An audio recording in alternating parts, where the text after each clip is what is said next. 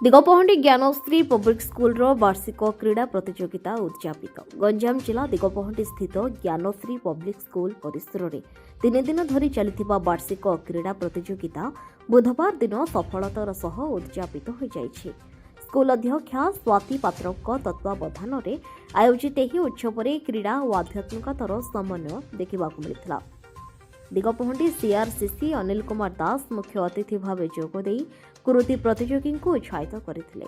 विद्यालयर छात्र छात्री माने दौड़, लंब, खो खो, लंबडिया, उच्चडिया एवं कबाड़ी भली विभिन्न प्रतियोगितार निजर प्रतिभा प्रदर्शन करते।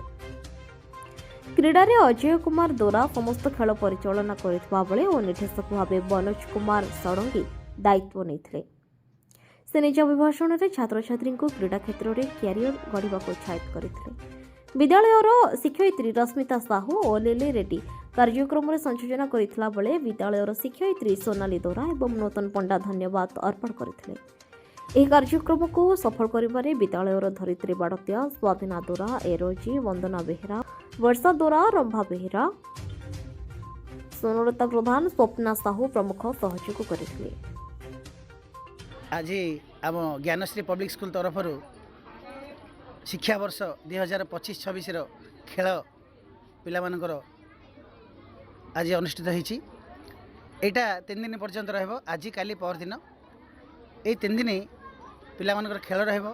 पिलामानकर शिक्षार अग्रगति परे परे पिलामानकर शारीरिक अग्रगति मध्य दरकार। सबुदिन से पाठ पढ़ी पढ़ी थांती मानसिक चापरे तेणु आगु जहाँ सब घटी वर्ष तमाम पिला माने पाठ पढ़ुवे से किसी टिके रिलैक्स पाई रिक्रिएशन पाई यही खेलर व्यवस्था करा जाउछि। एथिरे आमर विभिन्न प्रकार खेलर व्यवस्था रही जेपरिक आमर एक्टिविटी उपर अधिक आम फोकस करछु। जेहेतु आमर छोटिया ग्राउंड ता भीतर आम रखीछु। तापर आमर ग्राउंड प्रोग्राम रही खो खो, कबाडी, आमर शॉर्टपुट इंडिया प्रोग्राम सब रही।